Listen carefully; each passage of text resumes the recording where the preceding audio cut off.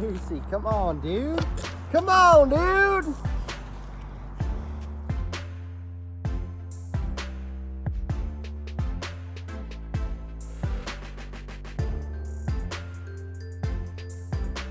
What is up, YouTube fam? This week we want to talk all about putting. If you are part of the 30-day game changer plan, if you haven't heard of that, like, what are you doing? Go check the link right here. But in the 30-day game changer plan, we are throwing at least 200 putts a day, which is a ton of putting. And I think we can make a terrible mistake of getting out there and just throwing putts without a purpose. What we want to do is we want to show you how you can get the most out of your putting practice today. So with that in mind, let's jump on in.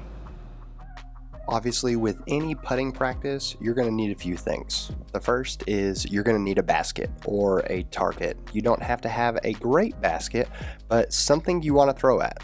If you don't have a basket, a shovel makes a fantastic substitute. If you don't have a yard to stick a shovel in, you can use a chair. The key thing is you want a target. You want something you can aim at and hit consistently. Next, you're going to need a stack of putters. Now, there are some variables when it comes to putter, but most importantly, you're going to want 10 of the same. 10 of the same mold, same plastic, same weight. Having the same will help you gain consistency in your putt. Consistency is all we're looking for.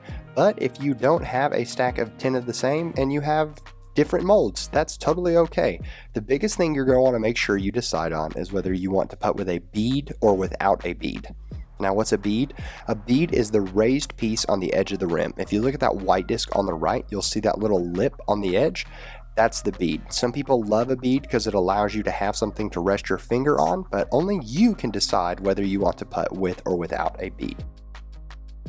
Now, once you have your stack of putters and a target, the goal is confidence. We want to make sure that we get repetitions, which lead to comfort, which leads to confidence. Now, each putting session, our goal is 200 putts, and these putts are going to be different. For the first 100 putts, you're going rapid fire. I don't mean don't think about your shots, but keep that stack of putters in your hands, and you're going to throw over and over and over again. The key here is teaching your body that muscle memory while you're throwing your putt. You want to know what a good putt feels like, not necessarily if it goes in or not. That's where a lot of beginners make the mistakes. Another place we make mistakes is that we putt thousands of times from the same spot. Make sure that you're changing where you putt from. When you change where you putt from, you'll learn how to putt rather than just throwing from that specific spot. Our goal is confidence. How I gain confidence is through my disc dot. My disc dot helps me aim and focus on a specific link, and I love the variety that comes in these. Another cool product disc dot has is these distance markers. Now, these distance markers are super affordable, and what they are is little stakes that go into the ground. You mark where you want to go, you set it down, and with just a stamp of your foot, boom, it's in, and now I know where 20 feet is, where 15 feet is, without having to mark it off and walk it every time, and it allows me to change spots.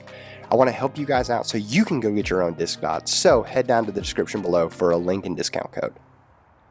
After you've thrown 100 putts of rapid fire, our second round is going to take significantly longer, and that's because we want to do our full putting routine. That means set your mini marker down, address your lie.